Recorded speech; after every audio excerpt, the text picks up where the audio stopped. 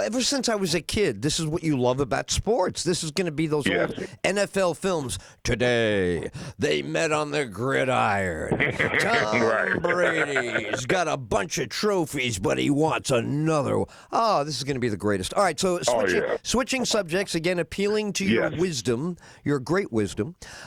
We just came through a storm which Yes. did not flatten us, but it turned on every preparation switch. We had shutters, bottled water, non-perishable food, off the roads, evacuation. The bridges were closed, the causeways. Okay.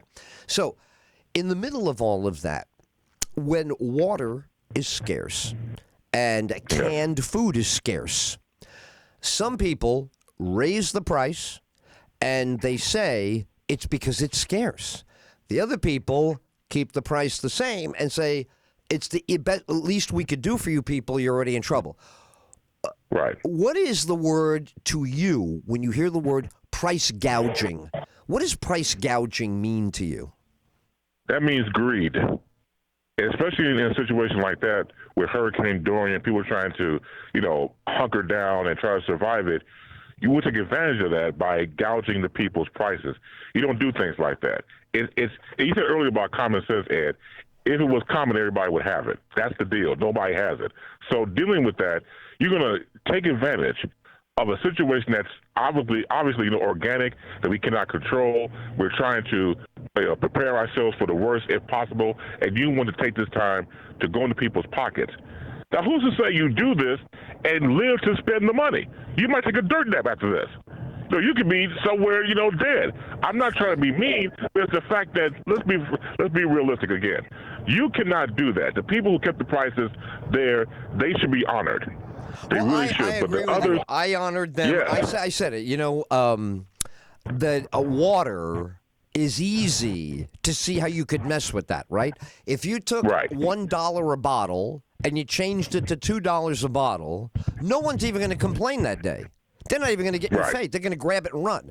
But when you take $1 and you charge $5, yeah. now you're like, oh my God, I got a $20 bill on me. I'm only getting 4 bottles of water for. Then it's adversarial. That's when Correct. it's right. All of a sudden, you're not my.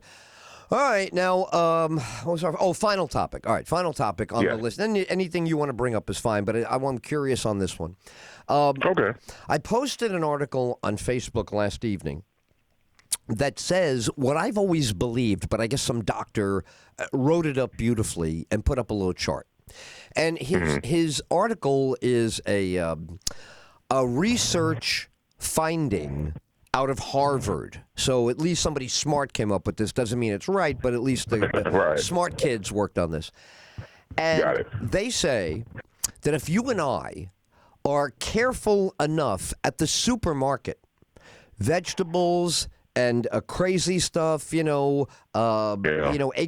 you're really going to have to eat a long list, but you will never get cancer, never get the kidneys going out, the lung cancer, all of the things that you still will have symptoms, but you won't die from it because the body is built to stop everything. So get on this it's not super complicated. It is super diverse. This list includes Okay. pretty much everything in the vegetable supermarket department. Yellow squash, red onions, everything's got something. So I believe in this, but I'm curious if you do, or is there only so much food can do? A disease is big, and that's that. What do you think about food and disease? Well, they go hand in hand depending on the food. For example, we know that by now that vegetables and fruit is nature's way of saying this is how you prepare yourself to eat. We throw in the other foods like steak and, beef and chicken and stuff like that. We have to be very, very careful because I think the body traditionally has problems at times digesting that. And so it goes back to how your plate is. What do you have on your plate? Do you drink a lot of water? Do you exercise? Do you try to do things along to keep yourself in somewhat shape or at least be noticeable of what you eat? Now, going back to the whole thing with not having cancer. I saw a similar article that dealt with the fact that said that cancer is a disease and that it can be treated if you take the following items. And that's items like it's about red onions and nature's fruit and vegetables. So that to me gave me pause because it wouldn't surprise me, as you and I both know, the pharmaceutical companies have done everything they could to make money off of us. And to decrease the surplus population, I hate to be mean about this, they don't mind killing off people in order to get a buck.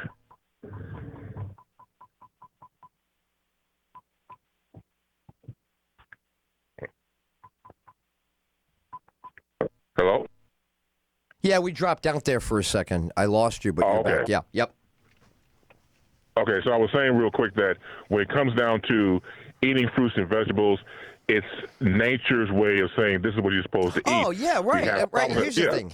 We were taught many years ago, it's a very simple rule. We were taught you got to eat all your colors. There needs to be orange, the tomato, the corn, the spinach, collard greens, then the potato, that off-white. All of those colors we were taught have a nutrient that your body needs. You can't eat all the oranges and never eat a yellow. You need the banana and this and that. So this is what we were taught. Now today, it's very specialized. Like I said, this guy wrote an article. It's crazy. I mean, he's got about 65 items, but he's right. None of them are unavailable. Everything he mentions is at Winn-Dixie. Everything is at Aldi's. I mean, it's at the cheapest markets in the world. The stuff is there. But he's saying more than was ever said before. He's saying that if you really do this, the illness can't go further. You can get symptoms, but the illness can't win. And I'm inclined to believe this. That makes perfect sense to me. No, and you're right. And I think at times we need to be re-educated on what we know and what we should. That takes time to realize that if you don't read that type of information, you'll lose it. Yeah. Well, years ago, right? Years ago, it would be mama and grandmama and grandpa. Everybody's talking about this stuff. Today, the world doesn't run off of home remedies. All the home remedies that we heard about early in life were all just that. They all came out of the supermarket. When I was real little, did you ever hear the word mustard plaster? No, I never did. Never even heard the word. So when I was a kid, if you twisted your ankle, your dad put a mustard plaster on it. He would make some, I don't know what was in it, a flour or this and it was something in the kitchen, but he put that in a ace bandage and stuck it on there. So whatever the injury was, the stuff in the mustard plaster was encouraging the healing, accelerating but it was home remedy. There was, you know what I mean? It was in the kitchen. Everything you needed was in the kitchen to fix your ankle. That's the miracle to me. Yeah, that's the what I love. All right, well, listen, I'm sure this happens to you all the time. Yesterday, I was doing a commercial in front of a restaurant, and a guy is watching me do takes. It took me 7 takes to get this video spot on Facebook. So I finished the 7th take, and I see them both there on a bench. They're laughing. And I said, hey, guys, I got it on take 7. And he says, we were rooting for you, we saw you. It was 95 degrees. I'm shooting this thing. So every time I do a take, I jump back in the air-conditioned car to take a look at the take to see if I can keep it and post it. So when it was all over, and I'm mentioning this to them, would you believe they remember me from 25, 26 years ago? Get out of town. Yeah, honest to God. Same thing with you and I. We go back so far. So it's amazing. In the middle of nothing, I was out there shooting. There was really nobody around on a Sunday afternoon. It's a breakfast restaurant, and they were closed for the day. But I had such a great breakfast. I said, I'm doing a spot for them, just because I love them, and I've been going there forever. And two humans are sitting there, and there they So that's life, and it's beautiful. Every time it happens, I feel that way when I talk to you. It's like old home week. Thank you for always being so patient and such a good company for us. Man, I feel the same way. It's about wisdom and things like that. Game recognizes game. So if I'm going to be having wisdom, you got to have it too. So we're in lock and step with that. But let me say this before. You got it. You absolutely have it, Chris. Thank you. And now I believe this call is coming in from L.A. Where is area code 310? It's definitely an LA area code. However, I am actually in Florida right now. Oh, okay. Well, you sound terrific. Welcome to the show. What's your first name? My name is Daryl. Daryl, it's a pleasure. And what would you like to discuss? I think Rob, Conversations with Rob, is your connection with us. We welcome voices and thinking from all points of view on all topics. What's your pleasure? Nice. That sounds awesome. Well, I'm also known online as the Boston Dad, and I'll discuss absolutely anything you want.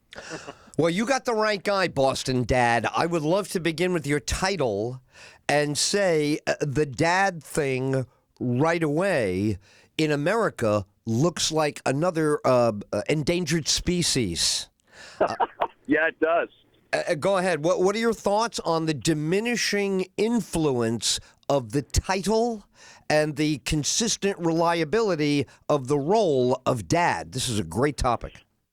Well, you know what? I think, first of all, Dad's got to take that responsibility first and foremost. I mean, hats off to any dad or any father who is actually stepping up to the plate, doing their part, being the leader of their home, the man of the home, setting that boundary, and doing what needs to be done in order to first and foremost earn that respect. It can't just come just because he holds the title.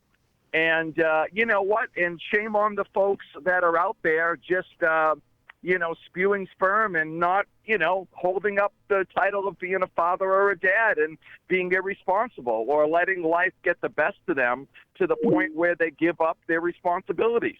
See, you got your finger right on the most critical element. I think I remember the beginning of this, and I'd like to bounce it off of you. This is my theory for quite a while.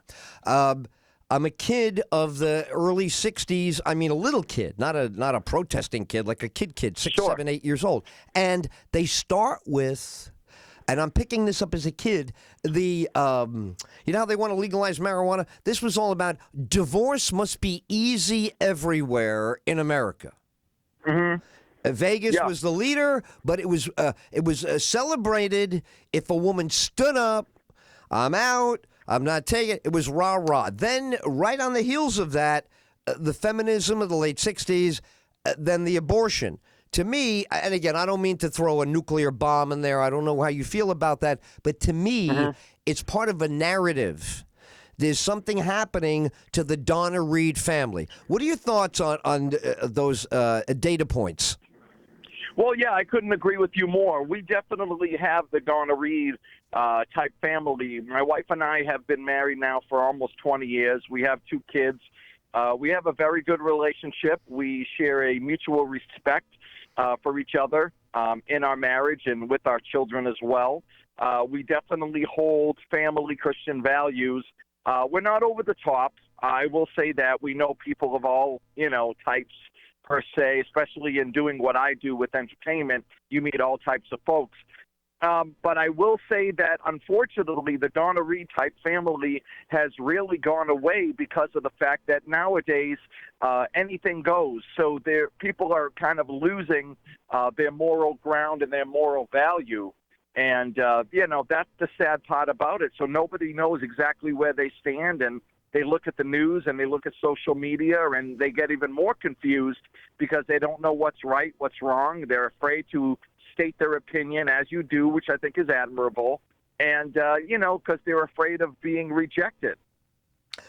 The rejection that you mentioned, this circular commendation, it kind of reminds me of the old tribal thing where thumbs up, thumbs down. Very frightening because it doesn't look thought through. Again, my generation trusts a thought-through decision or a brilliantly consistent instinct. We'll take that, too. If you can fire from the hip and you hit 3 in a row, you can keep going for us. We only want outcome. But there doesn't seem to be a mechanism to recognize a lack of outcome is filling jails. It's making us worry about minimum wage instead of middle class wage. So we're losing ground. I think I perceive. What do you see happening? Well, you know what? It's like, for example, similar to our channel, for example, we'll do like a lot of like comedy per se, but at the same time, when we do our vlogs, like our reality series, you'll see a family that, sticks together, a family that has high moral ground, a family that definitely believes that, there's, how do you say, values in, like, say, the Bible per se, that really need to consistently take ground and have a stand in this country. Like, you're a child of the early 60s. Well, I was born in 72, and I remember always standing for the Pledge of Allegiance. I remember praying in school. I remember the morning prayer. And it's interesting because now, for example, we went to a football game recently, and for my son, he's in marching band, and, you'll see the Pledge of Allegiance take place. But some people will do it, some people won't. We don't all stand together and stick together anymore. We're all over the place. And, we're trying to actually cover more of those topics per se with our Boston Dad channel. And, it's really touchy. And it took me a while before I had the courage to actually come out and, say things like, you're saying now, because of the fact that you're just so afraid to, hurt anybody or say anything wrong, and it's just crazy. I'm with you 1,000% on that, because I feel, now again, this is just my subjective feeling, so I'm just curious how it sounds to you, but the hypersensitivity and the dramatization of the hurt feeling is off the chart of any reality. It sounds like a bunch of 8-year-olds exaggerating not getting ice cream. It really does have that tone to it. What is Yeah, no, you're absolutely right. I can't add anything to that. 100%. Right. There you go. I don't know where it derives from, but it's terrible. So I'm going to hit you with my theory of what it is, and it probably going to sound wacky, but everybody recognizes there's a theory of the universe that says it's expanding. So whatever was dense 1,000 years from now is going to be 1,000 years less dense, and little by little, the molecules, the atoms are going to come apart. The sun's going to go out. It's going to be goodbye time. That it's just physical. It has nothing to do with anything. This is the way the rocks collided a million zillions. Okay, so if that's true, then isn't this exactly what it would look like? That we're scrambling around. Now we forgot how to be Donna Reed. Now we forgot how to sit at the table. Now we forgot how to eat. Now we forgot how to say please, may I, and thank you. It does look like a linear decline. Is it look that way to you? Yeah, I mean, everything now, if you turn it to, like, for example, like, we're, heavily involved with social media, with the Boston Dad. And, I will tell you that I've even been tempted before, and I have to, bring myself out of that place where you want everything now. And, it has to be right now, and there's no time to wait. And, everything's you want it all. It's instant gratification, and there's no patience anymore, and there's no, let me slowly build. It's like, what can I do to get the quick fix? Exactly. That's it. Just give me the answer. Don't even tell me how you got the answer. Just give it to me. Just tell me what the answer is. I don't want to know how you did. Just get the plumber in here. I don't want to know what he did. Just tell me, can I use the bathroom? Okay, here's your money. Can I use a bath? You say, well, this is ridiculous. No. That's very unsettling to people to say, to show them. Yeah, to be. All right, so now here's another, then you hit me with what you're concerned about on this, but this is my final submission to you.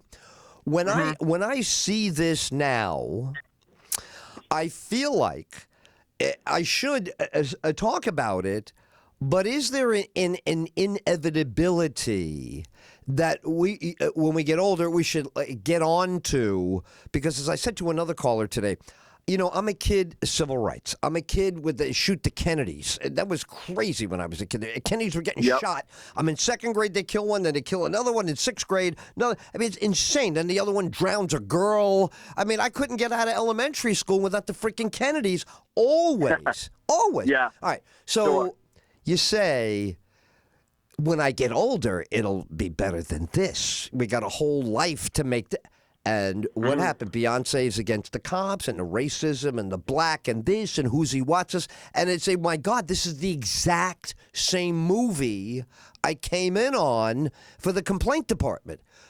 Right. What does that tell us, if anything? Oh, absolutely. No, definitely. I mean, when you say, what does it tell us? Obviously, you have an answer. It could be over. You people don't know we casted you in the final scene of the movie. This movie's there you ending. Those are the credits coming. Yep. Definitely. Absolutely. Absolutely. I don't know. It's like everybody's running the race. They know one day they're going to get out of here, or they're going to go and they want to get it all in prior to or beforehand. But, I say, who knows? But I'm like, leave a legacy, for goodness sakes. That's it. Come on. If I'm going out, standing for what I stand for. If they're going to take me down, I'll be saying who I am. And Now, your friend Rob and I got into it about 2 hours ago. Cool. He's very into the Bernie, and I'm very, into the opposite approach, hard capitalist. So he's on the phone with me, and he loves to go after Trump, and, we'll talk. So over the weekend, Trump responded to this Taliban shooting the American soldier and made an issue. So I say to Rob, Rob, you're a young guy. They were coming after us in Taliban in 2001. They got away with it. We've been over there since because we know the place is impenetrable. No one in history. Okay. So I said, shouldn't we be trying to take out that threat? And it was very hard for him to say yes or no. When you look at this long view, 9/11 tomorrow, or the day after tomorrow, I should say, anniversary, and then you hear that the same country where they trained just killed an American, the guy's barely dead a day. What does that say to you about the enormity of the time and that country over there and how we got in the middle of it? Right. Yeah, I mean, it's absolutely a madhouse. I've never seen politics get to the point where they are now, where there's actually a despising of a president, or there's actually a despising of a political party. I don't know if it's social media that brings it out, where we see more of it now, possibly, but it's just, or them knowing maybe too much of his personality or about him prior to, but it's crazy. It's really crazy. No, you're right. This level of vilification, didn't sustain under Nixon because Nixon was gone. There was a couple of years, again, young. For you, it's going to be your early youth. Well, you said born 72, so you'd have no memory of the couple of Watergate years. But if you watch, you pull out a few newscasts, you'll feel it right through the video. You'd be, oh my God, they were after this guy. He was public enemy number one. Now they got public enemy number one, the most ever hated, ever hated. Yeah. All right, so now back to your wheelhouse. I want to throw one into your. I just got through driving up and down the East Coast of the United States in the last 6 months, a couple of times. There's billboards everywhere for lawyers that specialize in dads. Dad lawyers all over the country saying, hire our firm. If you're a dad with divorce, you're a dad with custody, but dads need special protection. What's your thought on that? Yeah. Now, when you say special protection, in reference to what exactly? They feel like every judge gives the kids to the wife. Every judge gives the alimony check fat to the wife. And these are lawyers that stick up for dads. It's not easy to be a single dad, to pay for two households. They keep the kid in, So I wonder, is that the kind of dad issue that you guys take up? Well, I mean, I will say this. If they're not used to dads in this country stepping up. They're not used to dads, in this country, where they're prominent, where they're prevalent. And unfortunately, it's a sign of the times because of, where things have gone and how things have gone. So that's the sad part about it. But, I will say this, that I definitely know a few dads in particular, personally, that have had to go through this battle, that have had to go on the undertaking and have to really go, the full mile to prove that the mother was not, the primary parent. Exactly. And they call that in law. You probably have heard that. You got to rebut the presumption. The court walks in and they think it's this way until you overwhelmingly push them off the dime. It's a terrible burden. Yeah. What is it about dads that, like in the era of the traditional dad, they were reliable, they were there, complained the least, put up with the no hat, no gloves, didn't complain about digging the car out of the snow? Why was that guy taken advantage of rather than kiss the ground? He does all this stuff. Absolutely. I think because it was expected.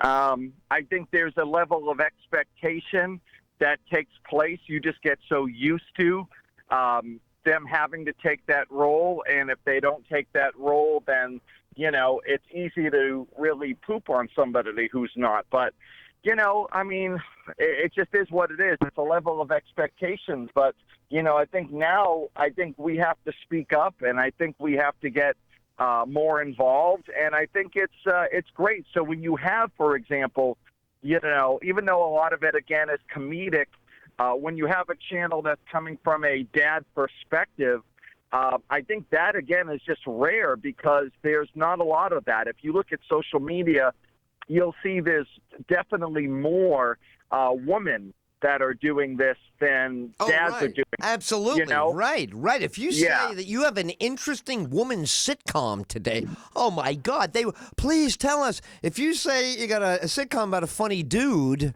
they go, oh, really? Okay, no. Yeah. Exactly. Yeah. It's terrible.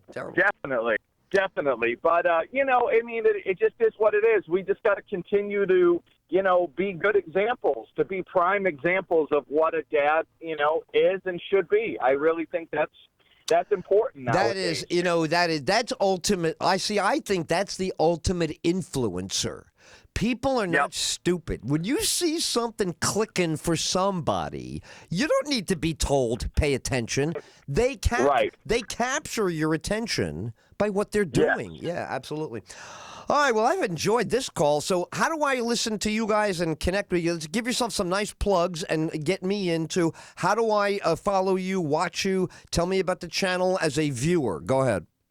Sure, absolutely. Well, it's called The Boston Dad, and it's on Facebook, YouTube, and Instagram. So we're all over social media. And the idea was that we moved from New England, that's where I was born and raised, to Florida. And once I got here, it was just a culture shock. I mean, I started saying things like, let me get you a card, and going into a Dunkin' Donuts and saying, can I have a hearty blueberry oatmeal? And the manager saying, you can't call the cashier a hottie. And, it was just such a culture shock. Beautiful. Wearing the Patriots, having people at Disney say Patriots suck, and it's like, oh, boy. So, Hey, how about you, though? You must be feeling good today.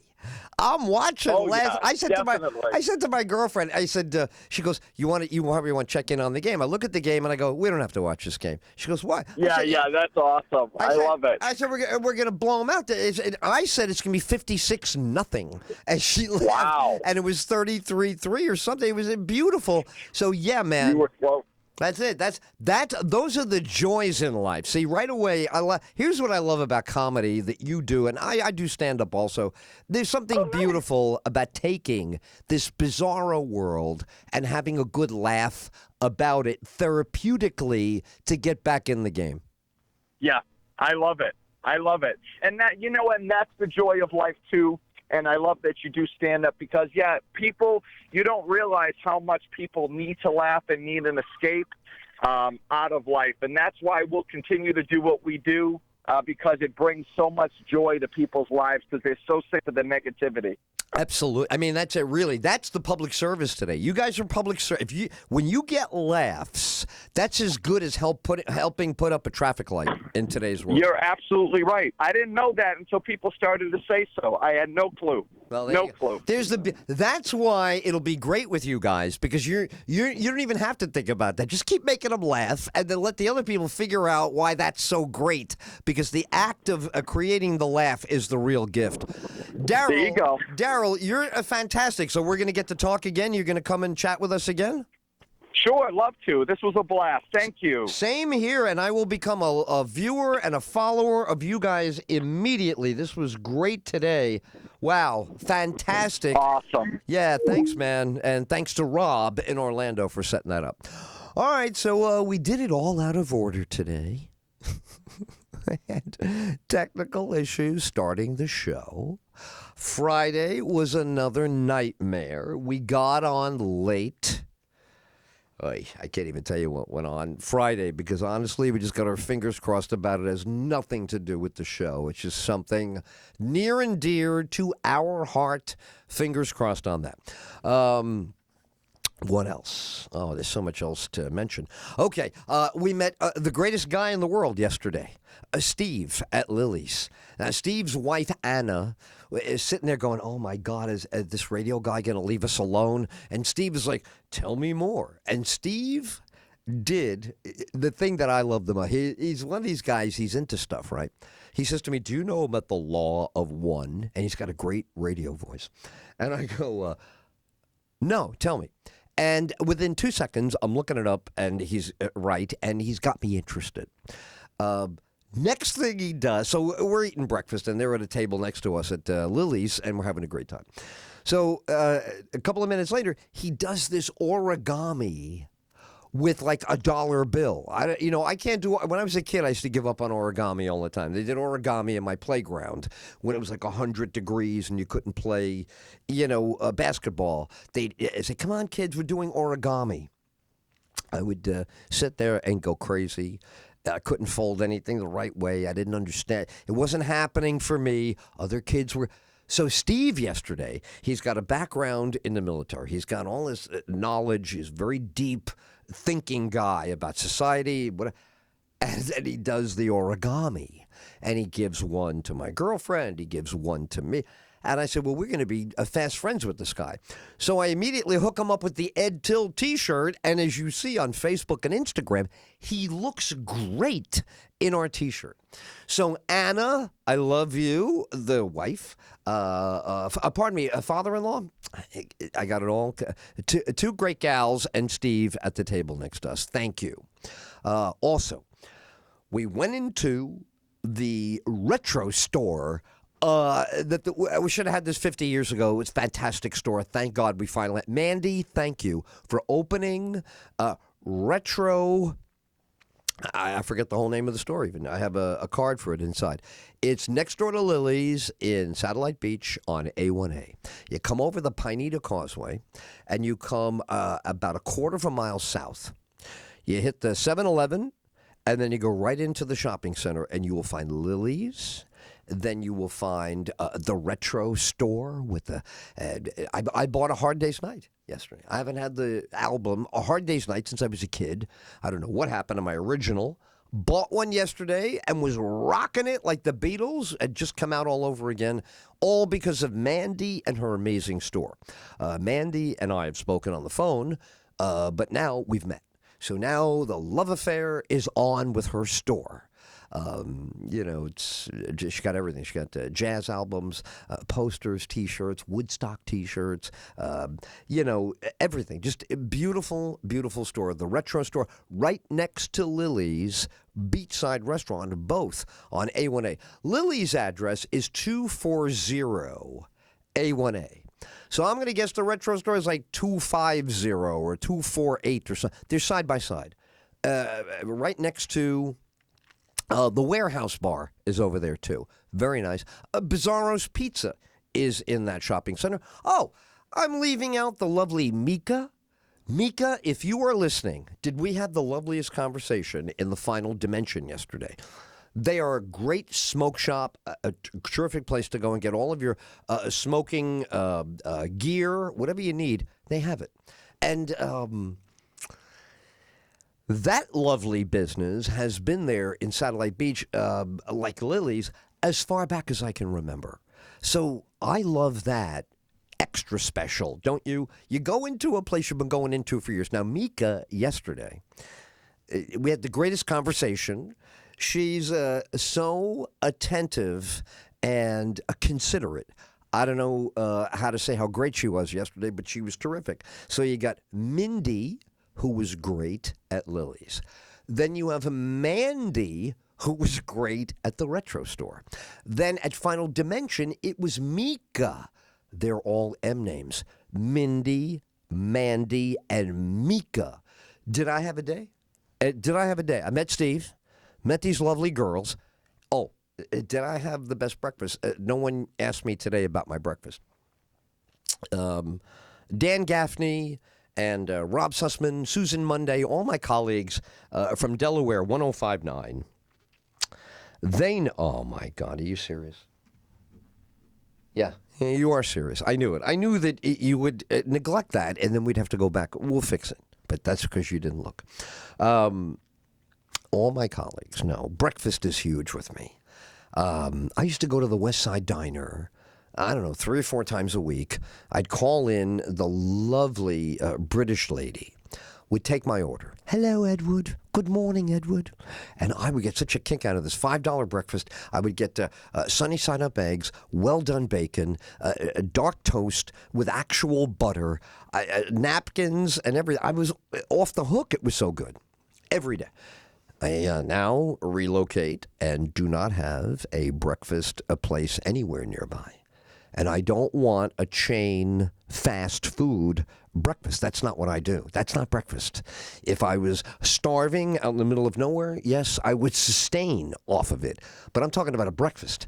Lily's made the eggs perfect, the bacon perfect, English muffin, baby. Forget toast. You go English muffin, dark butter. You're off. Tall orange juice. I was just in heaven. So great company. Steve, Anna, and the lovely group next to us. Mindy, our terrific server. Lily, who has got something going on there. Lily's has been around forever. It's awesome. And of course, the 2 gentlemen, John and Todd. Now, I said earlier, it could have been Michael Savage I was talking to. He had a very good radio voice, but he said he was in sales in New Jersey. His buddy is from the military. His buddy and I were talking about how tall are we anymore? People are assuming that we're losing an inch. So we had great fun, great laughs, wordplay. I mean, we just had a great time. And it was 150 degrees out there. And I had done 7 takes on the video commercial, which came out great. Finally, take 7 was the take. All right. What else are you leaving out?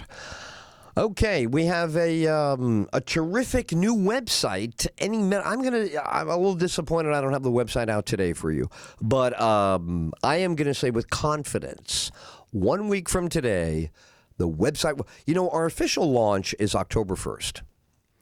And October 1st is a Tuesday or a Wednesday, I forget, it's middle of the week.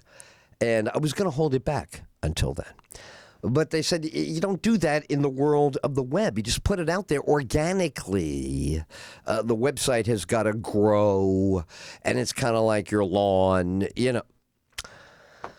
So that's what we're going to do. As soon as the website is ready, and I talked to our web builder last evening, or actually that was early today. My God, it's all flowing together.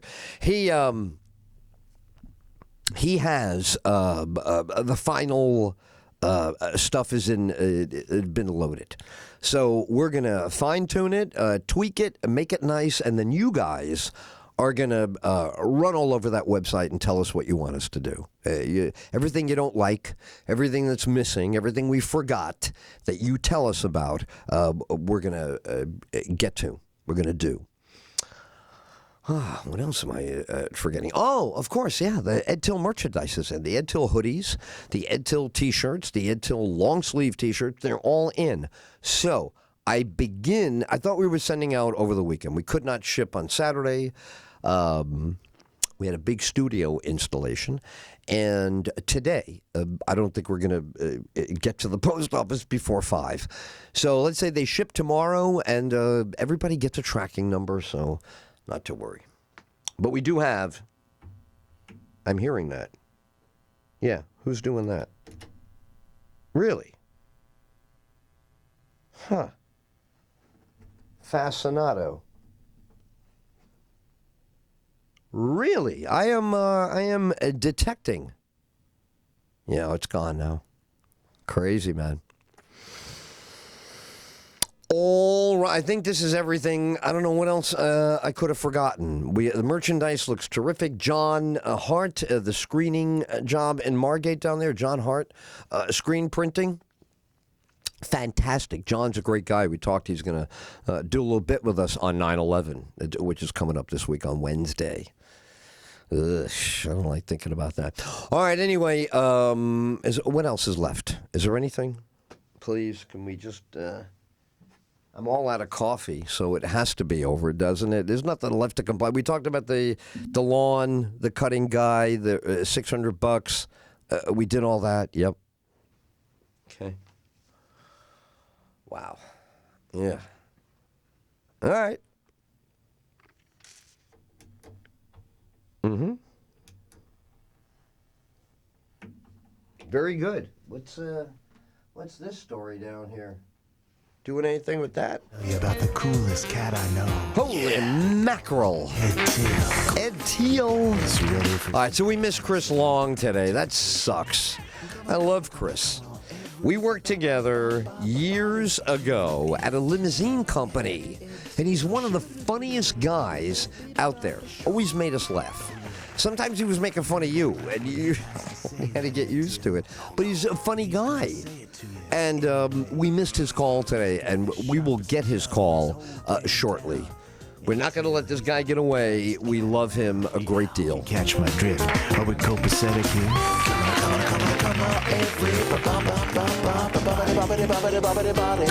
Come on, everybody to the show. To the show. The Ed Tyll Show.